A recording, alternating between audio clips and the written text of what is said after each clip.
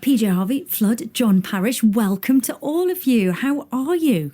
Good, thank you. Thanks for having me back again. Oh, it's a delight, as always, to see you. And also mob-handed now. All three of you. All three of us. Yes. How many records is it you guys have done together now? I count 7, am I right? I think that sounds about... Yeah, I haven't counted them. Yes. Well, why would you separate them? Because then you're also doing kind of soundtrack work together and some projects, which is, John, you and Polly and Flood, you collaborated with Polly too.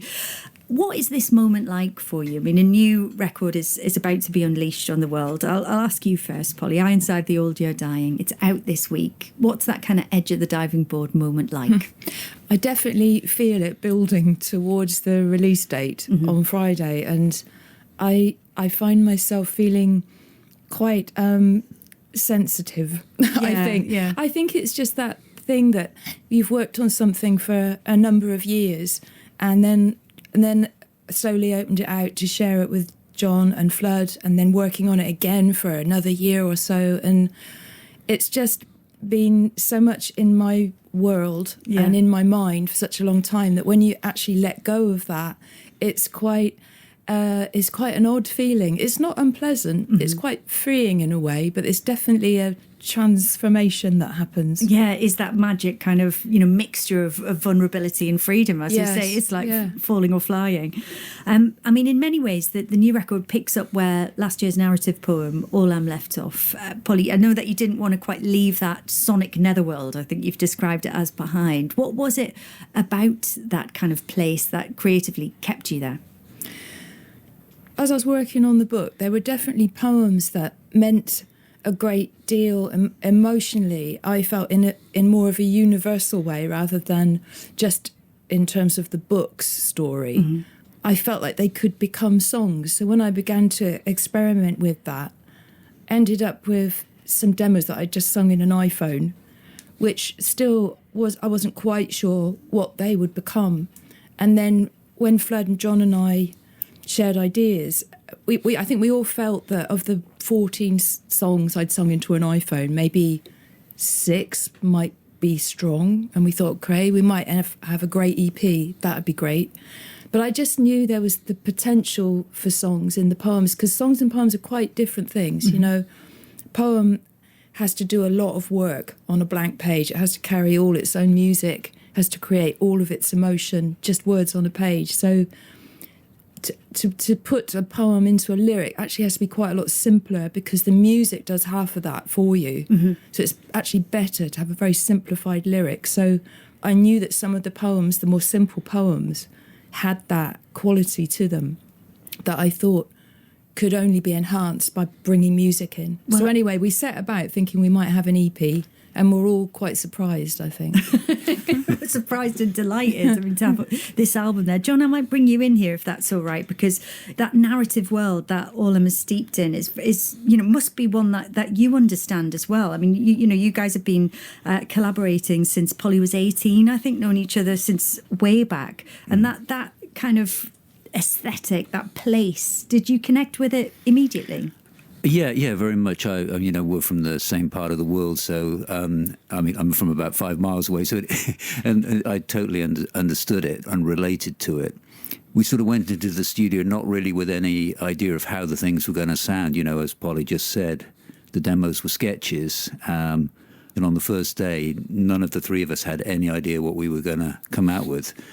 A sort of a world sort of quite quickly developed, which was which felt sort of totally related. The sonic world felt related to the lyrical world that Polly had. Yeah, and it is this kind of netherworld that, you talked about, this idea of getting beneath the forest floor, dirt under your fingernails, and, it's full of magic and stories and lives. I mean, Flood, you nodded there and looked kind of delighted, and also kind of, I don't quite know what the expression on your face was there when John was saying we didn't know what we were going to come out with.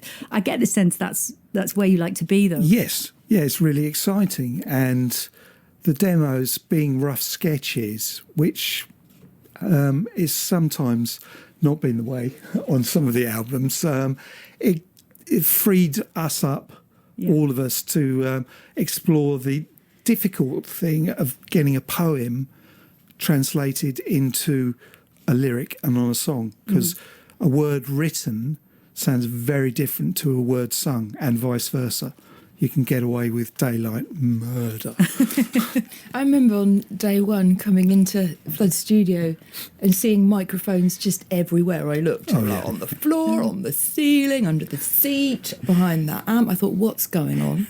Because we hadn't talked about any approach. Mm-hmm. And then it kind of dawned on me that Flood was just thinking we were just going to start playing. And that immediately I felt a bit horrified because I thought, well, we hadn't even talked about what we're doing.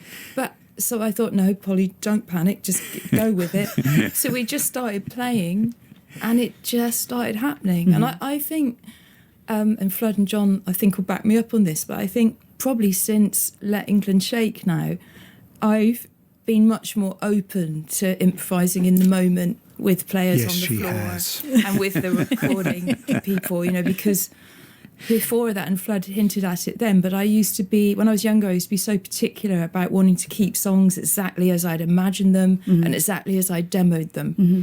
And so I would shut down a lot of potential offers from the others in the room. And I think as I've got older, I've become more confident in just letting those edges relax a bit.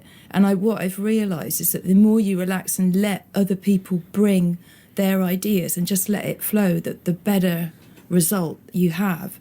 So I think this was a step on again, actually, because I think it started with Let England Shake and then opened up again with Hope 6. But I think this was the most open I've felt with you both, and the most you were probably able to bring in. I think we better hear some of the music now. So we've got a track to play from the new album. This is called Lonesome Tonight. Can you tell me anything about it before we hear it? Oh, I was quite trepidatious about recording this one. For one, I found the finger picking really hard, and I tried to get someone else to play it, and it seemed to end up playing it myself very ham-fistedly. But John and I put it down together, so having John anchoring me on the drums kept me together and stopped me panicking when my fingers weren't working as I wanted them to. Am I right in thinking it was quite hard to get the singing right? Yeah. How did you nail it? Well, there was a way that Polly was singing most of the songs that I'd never heard her sound like. So I spent a lot of time just sort of waiting for her to start singing and then stick a mic in front of her and go, just sing, Paul. And was this the one with a load of spill?